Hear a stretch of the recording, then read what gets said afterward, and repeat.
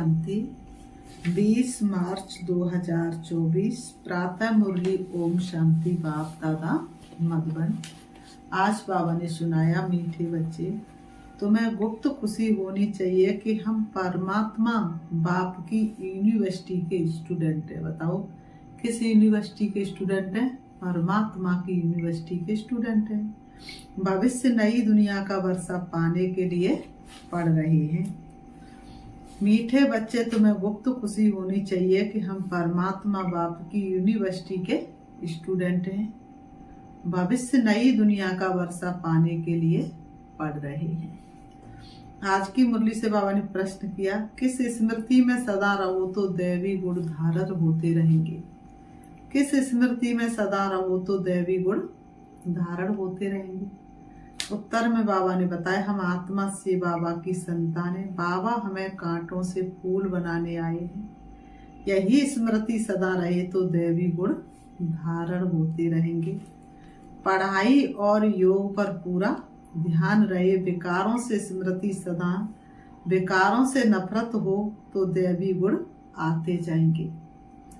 बाबा कहते हैं, जिस समय कोई विकार वार करे तो समझना चाहिए मैं कांटा हूं, मुझे तो फूल बनना है।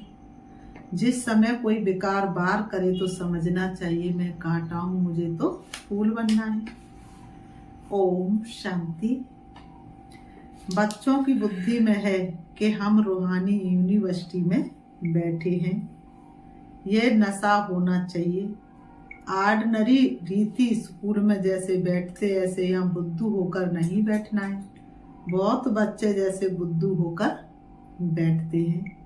याद रहना चाहिए ये ऊंचे से ऊंच परम पिता परमात्मा की यूनिवर्सिटी है।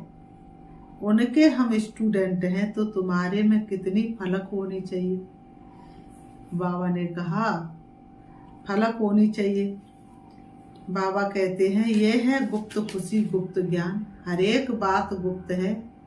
कईयों को यहाँ बैठे भी बाहर के गंदे ख्यालात आते रहते हैं। यहाँ तुम पढ़ते हो भविष्य नई दुनिया का वर्षा पाने के लिए, तो तुमको कितनी खुशी होनी चाहिए। दैवी गुण भी होने चाहिए।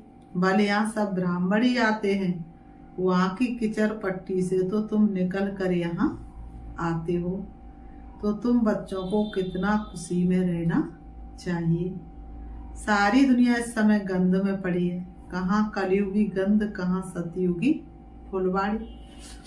कलयुग में एक दो को क्या करते हैं, कांटा लगाते रहते हैं। तुमको तो अब फूल बनना है, तो कितनी खुशी रहनी चाहिए।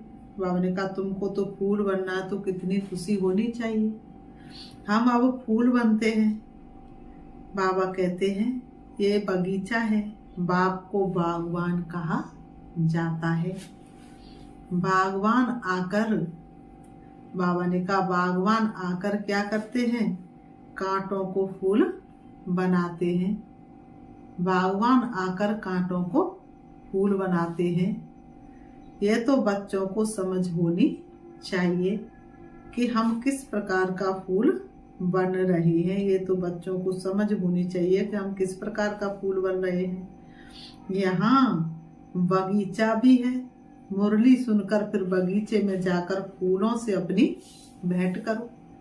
हम कौन सा फूल है, हम कांटे तो नहीं है। जिस समय क्रोध आता है तो समझना चाहिए कि मैं कांटा हूँ। बाबा कहते हैं, जिस समय क्रोध आता है तो समझना चाहिए कि मैं कांटा हूँ। मेरे में भूत है, इतनी नफरत आनी चाहिए। क्रोध तो सबके बीच में आ जाता है। काम तो सबके बीच में हो ना सके, वह तो छिपा कर करते हैं। क्रोध तो बाहर में निकल पड़ता है। क्रोध करते तो उसका असर भी थोड़ा दिन चलता है। क्रोध का भी नशा है। बाबा कहते लोभ का भी नशा है। अपने से आप ही नफरत आनी चाहिए। तुम समझते हो हमको बाबा फूल बनाते हैं। काम और क्रोध बहुत गंदा है, मनुष्य की सारी शोभा ही गवा देता है। बाबा ने कहा यहाँ शोभा दिखाएंगे तब वहां भी शोभा पाएंगे। बाबा रोज बच्चों को समझाते रहते हैं कि दैवी गुण धारण करो। स्वर्ग में चलना है ना, ये लक्ष्मी नारायण कितने गुणवान है, महिमा भी इनके आगे जाकर गाते हैं। हम नीच पापी कामी हैं, आप सर्वगुण संपन्न हो। तुम समझते भी हो स्वर्ग है फूलों का बगीचा और नरक है कांटों का जंगल। तुम समझते भी हो स्वर्ग है फूलों का बगीचा और नरक है कांटों का जंगल। शिव बाबा स्वर्ग स्थापन करते, रावण नरक बनाते हैं। विचार करना चाहिए, हम आत्मा बाप की संतान हैं। बाबा कहते हमारे में गंध कहाँ से आया? अगर गंध होगा तो बाप का नाम बदनाम करेंगे, क्रोध करेंगे तो गोया बाप की निंदा कराएंगे। क्रोध का भूत आया और बाप को भूले, क्रोध आया और बाप को भूले। बाप की याद हो तो कोई भूत भी आए ही नहीं। अगर बाप की याद रहे तो कोई भूत आ सकता है? नहीं आ सकता है। तो बाप की याद हो तो कोई भूत आए ही नहीं। बाबा ने कहा अगर किसी की दिल को दुख पहुंचाते हैं तो वह भी असर अवस्था पर पड़ जाता है। एक बार क्रोध किया तो 6 मास तक सबकी बुद्धि में रहता है कि ये क्रोधी है। एक बार किसके सामने क्रोध किया तो 6 मास तक सबकी बुद्धि में रहता है ये क्रोधी है। फिर दिल से उतर जाता है, बाप दादा की दिल से भी उतर जाता है। ये दादा भी विश्व का मालिक बनते हैं, इसमें भी जरूर खूबियां होंगी, परंतु कोई की तकदीर में नहीं है तो तदबीर करते नहीं। कितनी सहज तदबीर है, सिर्फ बाप को याद करो तो आत्मा स्वच्छ बन जाएगी। और कोई उपाय नहीं है। इस समय राज ऋषि तो कोई है नहीं, राजयोग सिखलाने वाला एक ही बाप है। मनुष्य मनुष्य को सुधार न सके, बाप आकर सबको सुधारते हैं। जो बिल्कुल अच्छी तरह सुधर जाते हैं वह सतयुग में पहले पहले आते हैं। तो कोई भी गंदी आदत है तो क्या करनी चाहिए? छोड़नी चाहिए। पढ़ाई पर, योग पर पूरा ध्यान देना चाहिए। यह भी जानते सब तो एक जैसे ऊंच नहीं बनेंगे, परंतु बाप तो पुरुषार्थ कराएंगे। जितना हो सके पुरुषार्थ कर ऊंच पद पाओ। बाबा कहते हैं नहीं तो कल्प कल्पांतर नहीं पा सकेंगे। बाबा बार बार समझाते रहते हैं कि बाप को याद करो तो किचड़ा निकल जाए। श्री बाबा बार बार समझाते, मीठे बच्चे श्री बाबा को याद करो तो किचड़ा निकल जाए। वह सन्यासी तो हठ योग सिखलाते हैं। ऐसे मत समझना कि हठ योग से तंदुरुस्ती अच्छी होती है। वह कभी बीमार नहीं पड़ते, नहीं, वह भी बीमार पड़ते हैं। भारत में जब लक्ष्मी नारायण का राज था तो सबकी आयु बड़ी थी, हेल्दी वेल्दी थे।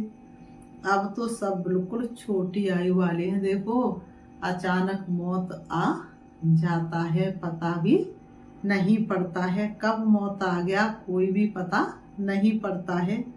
तो बाबा ने कहा तो अब तो सब बिल्कुल छोटी आयु वाले हैं। भारत को ऐसा किसने बनाया? इतना सुंदर भारत था जिसकी कितनी महिमा गाते, तो ऐसा सुंदर किसने बनाया ये कोई जानते नहीं। बिल्कुल घोर अंधेरे में है, मनुष्य पूरी तरह से घोर अंधेरे में है। तुम कितना भी समझाओ परंतु उन्हों को समझाना बड़ा मुश्किल है। बाबा कहते हैं फिर भी गरीब साधारण ही समझने की कोशिश करते हैं। कौन समझेंगे इस ज्ञान को? गरीब साधारण। तो बाबा ने कहा गरीब साधारण ही समझने की कोशिश करते हैं। यहाँ कोई लखपति है क्या? बाबा पूछ रहे यहाँ कोई लखपति है क्या? आज का लाख भी बड़ी बात थोड़ी नहीं है। आज लखपति तो बहुत है। उन्हें भी बाबा साधारण कहते हैं, लखपति को भी बाबा साधारण कहते हैं। आज तो करोड़पति की बात है, लखपति की बात नहीं। पहले कहते क्या लखपति हो? तो बाबा ने कहा आज लखपति की बात नहीं, करोड़पति की बात है। साथियों पर भी कितना खर्चा करते हैं। तुम बच्चों को बड़ा युक्ति से समझाना है। जो किसको तीर लग जाए, बड़े बड़े आदमी कोई MP आदि आते हैं तो बहुत खुश होते हैं, परंतु एक में भी ताकत नहीं जो आवाज कर सके। तुम समझाते परंतु यथार्थ पूरा समझकर नहीं जाते हैं। ऊंचे ते ऊंच भगवान, ऊंचे ते ऊंच ये वर्षा। लक्ष्मी नारायण को किसने ये स्वर्ग का वर्षा दिया? ये कहाँ के रहवासी हैं, ये बहुतों को पता नहीं पड़ता है। म्यूजियम में आते बहुत हैं समझने के लिए। सेवा का चांस अच्छा है, बाबा ने कहा सेवा का चांस अच्छा है, परंतु योग है नहीं। बाप को याद करे तो प्रफुल्लता भी आए। हम किसकी संतान हैं? कितने बच्चे कायदे सिर पढ़ते नहीं है। बाबा कहते कितने बच्चे जो कायदे सिर पढ़ते नहीं है। बाप से योग है नहीं, संपूर्ण तो कोई बना नहीं है। नंबर 12 है, बच्चों को एकांत में बैठ बाप को याद करना है। ऐसे बाप से हम स्वर्ग का वर्षा पाते हैं। इस दुनिया में हम ही सबसे पतित बने, फिर हमको ही पावन बनना है। ये अच्छी रीति याद करना है। बाप हर प्रकार की राय तो देते हैं। ऐसे ऐसे करो जैसे क्वीन विक्टोरिया का वजीर गरीब था, रोड की लाइट पर बत्ती पर पढ़ कर ऊंचा पद पा लिया, शौक था। ये भी गरीबों के लिए है। बाबा कहते ये भी गरीबों के लिए है। बाप है गरीब निवाज, साहूकार क्या भगवान को याद कर सकेंगे? कहेंगे हमारे लिए तो स्वर्ग यहाँ ही है। अरे बाबा ने स्वर्ग की स्थापना की नहीं है, अब कर रहे हैं। बाप को याद करो, पावन तो जरूर बनना है। बच्चों को युक्ति रचनी है, कैसे किसको समझाएं कि भारत का प्राचीन योग सिवाय परम पिता परमात्मा के कोई सिखला नहीं सकते। हठ योग है निवृत्ति मार्ग वालों के लिए। बाप समझाते रहते हैं, जब किसका कल्याण होना होगा तो फिर लिखेंगे भी ऐसे। जब किसका कल्याण होना होगा तो लिखेंगे भी ऐसे। अभी देरी है तो किसकी बुद्धि में आता नहीं है। बाबा कहते अभी थोड़ी देरी है तो किसकी बुद्धि में यथार्थ रीति बैठता नहीं है।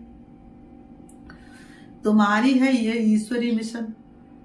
तुम्हें मनुष्यों को देवता बनाने की सेवा करनी है। बाबा कहते तुम्हें मनुष्यों को देवता बनाने की सेवा करनी है।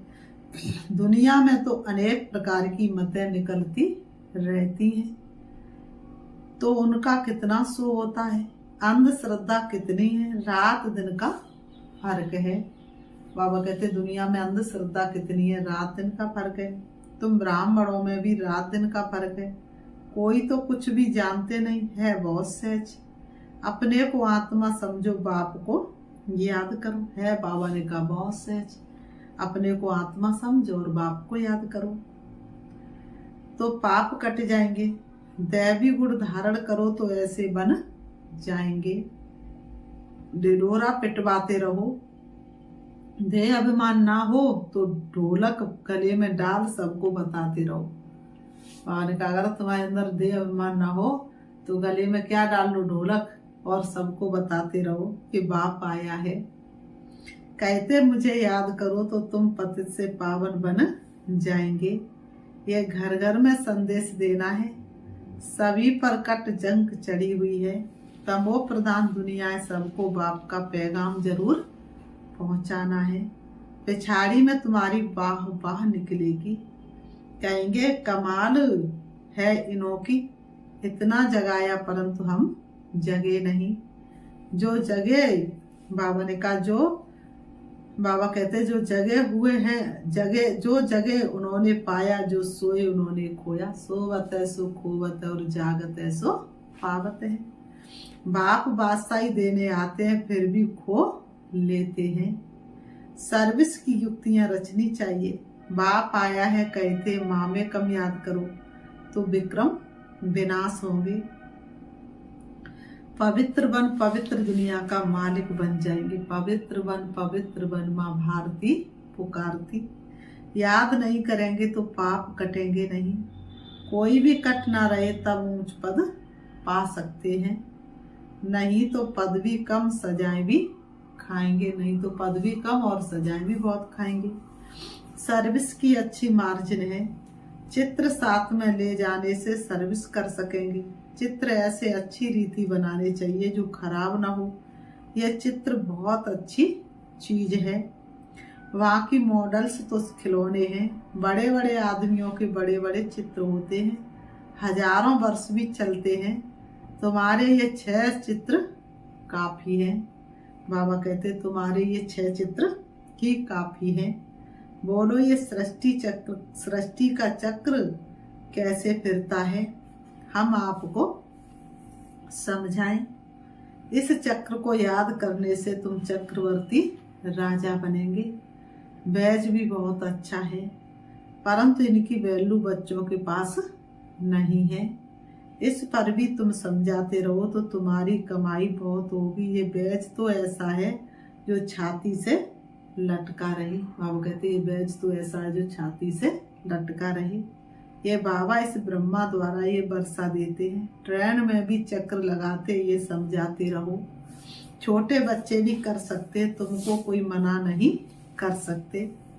ये बैज ऐसी चीज है, हीरे जवाहरात फल फूल मैल सब कुछ इसमें मर्ज है, परंतु बच्चों की बुद्धि में नहीं आता है। बाबा ने बहुत बारी समझाया है, चित्र साथ में जरूर हो। तुमको कोई उल्टा सुल्टा भी बोलेंगे। श्री कृष्ण को भी गाली मिली ना, भगाते थे ये करते थे, लेकिन उनको भी पटरानी बनाया ना। विश्व का मालिक बनकर फिर ऐसे काम थोड़े ही करेंगे। इस ज्ञान में नशा बहुत होना चाहिए। हम चाहते जल्दी विनाश हो जाए, फिर कहते अभी तो बाबा साथ है। बाबा को छोड़ देंगे तो फिर बाबा 5000 वर्ष के बाद मिलेगा। ऐसे बाबा को हम कैसे छोड़े। बाबा से तो हम पढ़ते रहें। ये है ब्राह्मणों का ऊंचे से ऊंचा जन्म। ऐसा बाप जो हमको राजा ही दे रहा है, फिर तो हम उनसे मिलेंगे नहीं। परंतु गंगा पर रहने वालों को इतना कदर नहीं रहता। बाहर वाले कितना महत्व रखते हैं, और जो गंगा जी पर रहते हुए उन्हें गंगा जी का बिल्कुल कदर नहीं है। यहाँ भी बाहर वाले कुर्बान जाते हैं। बाबा कहते अगर योग का बल नहीं है तो किसी पर भी समझाने का असर नहीं होता है। बाबा ने कहा कुछ भी समझते नहीं हैं, आते बहुत हैं। बाबा ने कहा आते बहुत हैं, आते बहुत है, लिखते ऐसे ऐसे समझाया, कहते बहुत अच्छा है। बाबा समझते हैं, सुनो ऐसे सुना ऐसे जैसे सुना ही नहीं। बाबा ने कहा जरा भी समझा नहीं, बाप को ही नहीं जाना। अगर कुछ समझे तो ऐसे बाप से कनेक्शन तो रखे, चिट्ठी लिखे, झट तुमसे पूछे कि तुम ऐसे बाप को चिट्ठी कैसे लिखते हो बताओ। श्री बाबा केयर ऑफ ब्रह्मा एकदम लिखने लग पड़े। ये तो रथ है ना, बहुत ज्यादा, परंतु ज्यादा कीमत तो उनकी है जो इसमें प्रवेश करते हैं। सर्विस करते करते बहुत बच्चों के गले थक जाते हैं, परंतु योग नहीं तो तीर नहीं लगता है। इसको भी ड्रामा कहेंगे। बाबा को जान लिया तो फिर बाबा से मिलने बगैर रह नहीं सकेंगे। ट्रेन में भी योग युक्त हो आए। हम जाते बाबा के पास, जैसे विलायत से आते तो स्त्री बाल बच्चे सब याद आते। ये तो हम किसके पास जाते हैं तो रास्ते में कितनी खुशी होनी चाहिए। सर्विस करते करते आना चाहिए। बाबा है सागर, देखते हैं बच्चों फॉलो कर रहे हैं, ज्ञान की लहरें उठती हैं तो देखकर खुश होते हैं। ये तो बहुत अच्छा सपूत बच्चा है। सवेरे याद की यात्रा में बहुत फायदा है।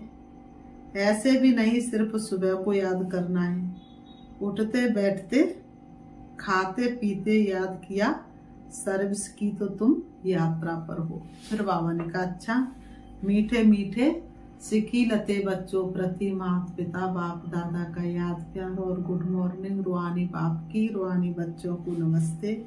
हम रूहानी बच्चों की रूहानी बाप दादा को याद प्यार और नमस्ते नमस्ते नमस्ते। धारणा के लिए मुख्य सार नंबर 1, किसी की दिल को दुखी नहीं करना है। अंदर कोई भी भूत है तो जांच करके उसे निकालना है। फूल बन सबको सुख देना है। किसी की दिल को दुखी नहीं करना है। अंदर कोई भूत है तो जांच करके उसे निकालना है। फूल बन सबको सुख देना है। नंबर 2, हम ज्ञान सागर के बच्चे तो अंदर ज्ञान की लहरें सदा उठती रहे। सर्विस की युक्तियां रचनी है। ट्रेन में भी सर्विस करनी है। साथ साथ पावन बनने के लिए याद की यात्रा पर भी रहना है। आज की मुरली से वरदान बाबा ने दिया है। बाबा ने वरदान में बताया, याद और सेवा के बैलेंस द्वारा बाप की मदद का अनुभव करने वाले ब्लेसिंग की पात्र आत्मा भव। याद और सेवा के बैलेंस द्वारा बाप की मदद का अनुभव करने वाली ब्लेसिंग के पात्र आत्मा भव। स्पष्टीकरण है।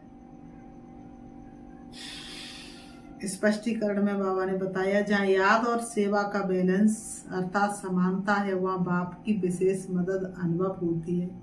यह मदद ही आशीर्वाद है, क्योंकि बाप दादा अन्य आत्माओं के मुआफिक आशीर्वाद नहीं देते। बाप तो है ही अशरीरी, तो बाप दादा की आशीर्वाद है सहज सुतह मदद मिलना, जिससे जो असंभव बात है वह संभव हो जाए। यही मदद अर्थात आशीर्वाद है। ऐसी आशीर्वाद की पात्र आत्माएं हो जो एक कदम में पद्मों की कमाई जमा हो जाती है। आज की मुरली से स्लोगन, सकाश देने के लिए अविनाशी सुख शांति व सच्चे प्यार का स्टॉक जमा करो। सकाश देने के लिए अविनाशी सुख शांति व सच्चे प्यार का स्टॉक जमा करो। अच्छा, ओम शांति, ओम शांति। अभी हम बाबा को प्यार से याद करते हैं। देखेंगे अपने आप को,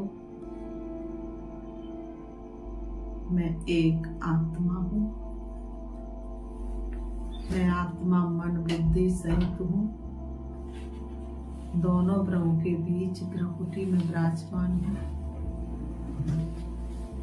शरीर मेरा वस्त्र है जो मैंने थोड़े से समय के लिए धारण किया है। मुझ आत्मा का घर परम धाम शांति धाम है, जहाँ की मैं आत्मा रहने वाली।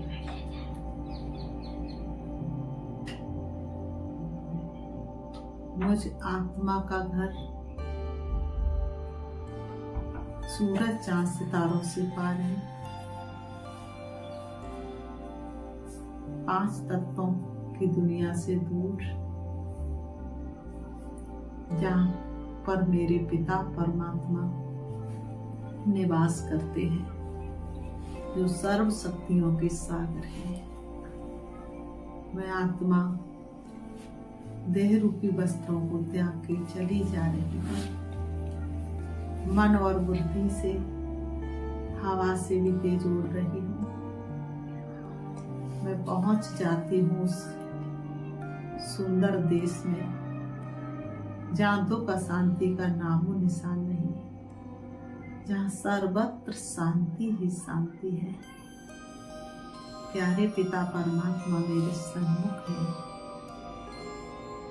उनकी शक्तिशाली किरणें पूरे ब्रह्मांड में फैली हुई है।